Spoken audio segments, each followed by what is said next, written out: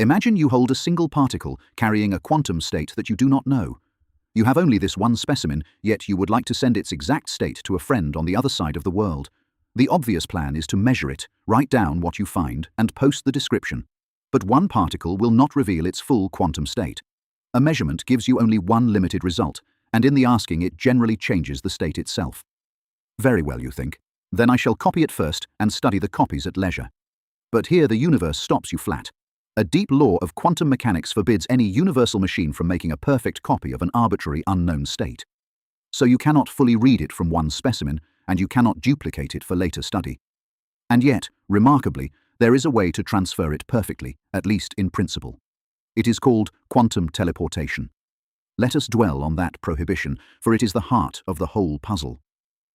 In 1982, the physicists William Wootters and Wootters Zurek proved a short, startling result, while Dennis Deeks independently reached much the same conclusion.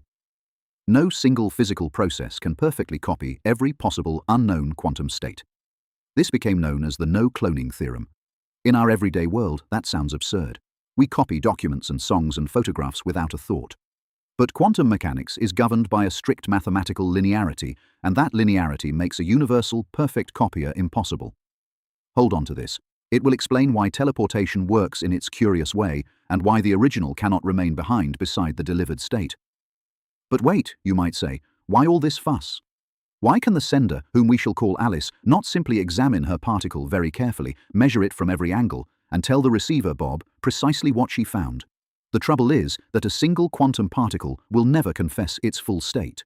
For the simple two-level system in our story, that state may be pictured as a point anywhere on a sphere of possibilities.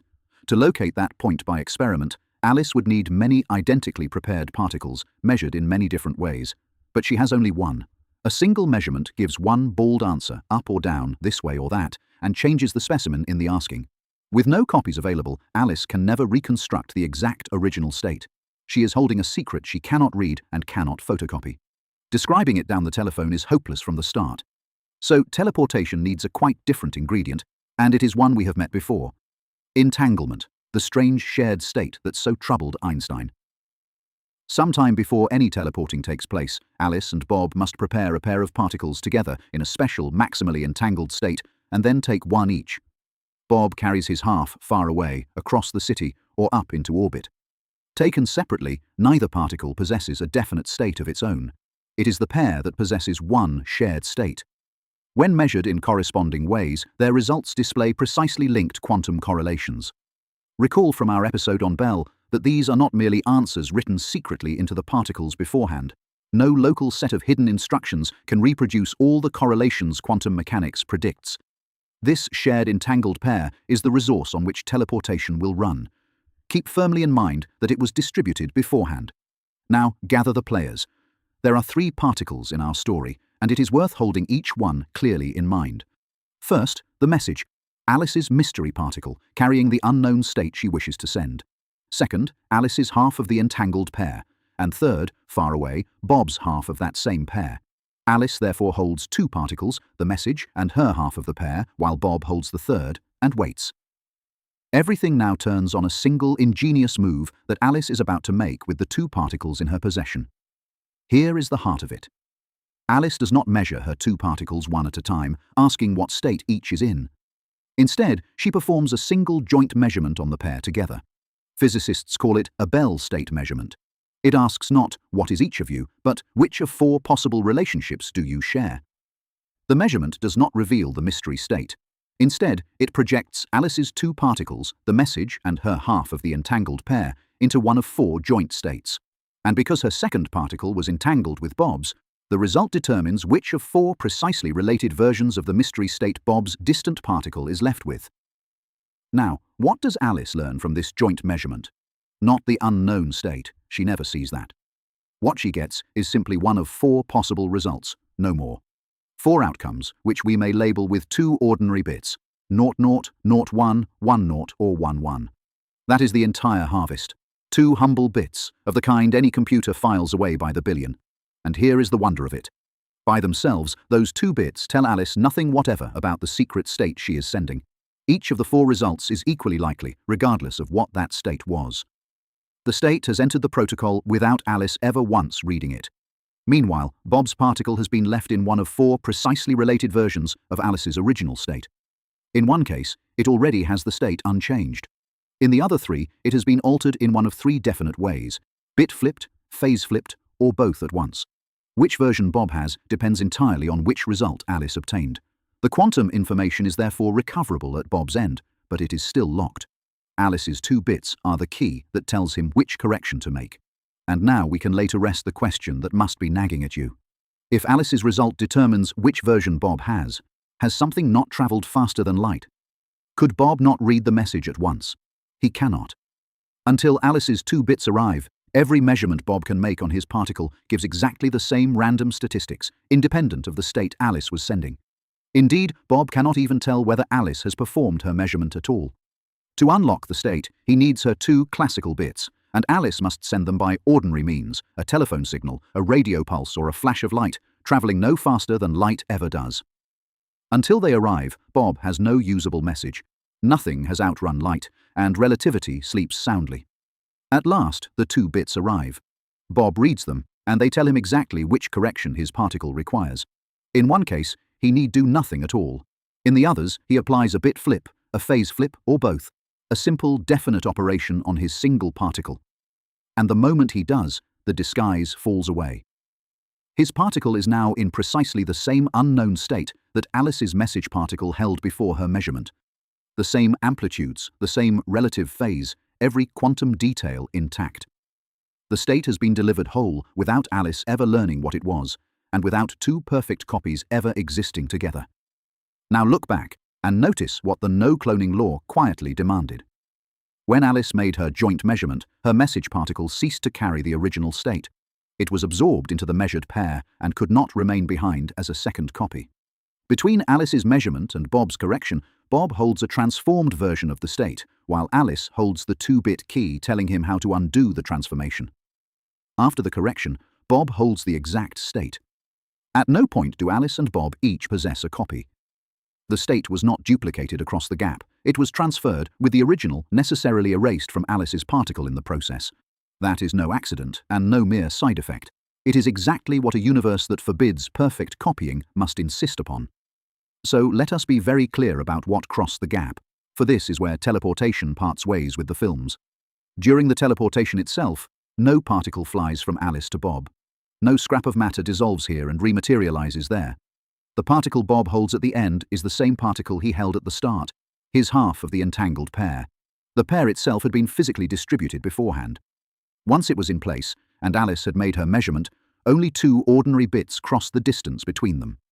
The hardware stayed where it was. What was teleported was not a thing, but a state. The precise quantum description once carried by one particle and afterwards carried by another. One more detail, easily missed and rather lovely. That precious entangled pair, so carefully shared out beforehand, is used up in the doing. In the standard protocol, teleporting 1 qubit consumes 1 maximally entangled pair.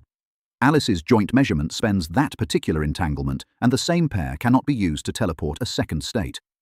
To go again, Alice and Bob must share fresh entanglement. It behaves rather like fuel, a resource prepared in advance and consumed, 1 entangled pair for each qubit teleported. That simple fact will matter a great deal when we come to build networks from this trick. Where did so strange a recipe come from? It was written down in 1993 by a team of 6: Charles Bennett, Gilles Brassard, Claude Crépeau, Richard Josser, Asher Perez, and William Wootters, the very Wootters who had helped prove a decade earlier that arbitrary quantum states cannot be copied. There is a quiet beauty in that. The same mind that helped show us the door was firmly shut also helped find the unexpected window beside it. Their paper bore the plain, almost mischievous title, Teleporting an Unknown Quantum State via Dual Classical and Einstein-Podolsky-Rosen Channels. Those 2 channels are the very ingredients we have followed throughout: the ordinary classical message and the entangled pair shared in advance. For 4 years, it remained a theorist's marvel on paper. By the end of 1997, 2 teams, one in Innsbruck under Anton Zeilinger and the other in Rome under Francesco de Martini, had reported the first laboratory demonstrations using states of light. The Innsbruck paper appeared in 1997, the Rome result followed in print early in 1998. From there, the distances grew, stubbornly, year upon year, 600 meters across the river Danube in 2004, 143 kilometers between the Canary Islands of La Palma and Tenerife in 2012, and at last in 2017, from the ground to the satellite Micius, over links as long as 1,400 kilometers. Quantum teleportation is no longer merely a thought experiment. Human hands have done it. And in 2022, Zeilinger shared the Nobel Prize in Physics with Alain Aspect and John Clauser for experiments with entangled photons and the pioneering of quantum information science. And why go to such trouble merely to move a state from one particle to another? Because teleportation is one of the central tools of quantum networking. An unknown quantum signal cannot simply be copied and boosted at intervals, the way an ordinary message in a cable can. Teleportation offers another route. Use previously shared entanglement and a classical message to transfer a qubit between distant memories or processors without copying it.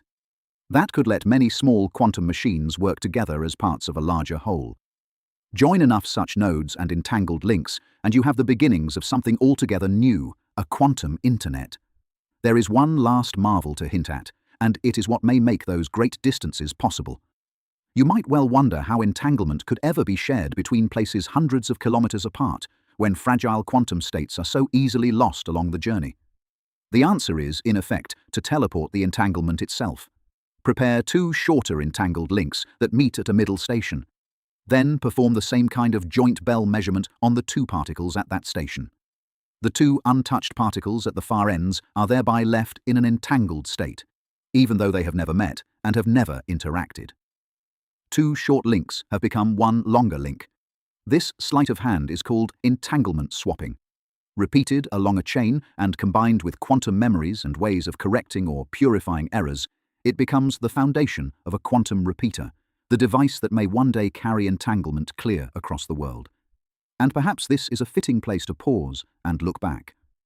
We began this journey with a warm glow that no one could explain, and we have arrived at a way to hand an unknown state from one particle to another across the face of the Earth. Along the road, the same few ideas kept returning, that the world is built of possibilities laid one over another, that looking changes the thing looked at, that two particles can share a bond with no parallel in ordinary life. Quantum mechanics can seem a forbidding subject, all strange rules and stranger mathematics. But underneath, it is a human story of puzzled, stubborn people who trusted the evidence even when it made no sense, and built from it one of the strangest and most successful theories we have ever had. There is a great deal more still to tell, another day. For now, it is enough to have seen how far a little curiosity can carry us.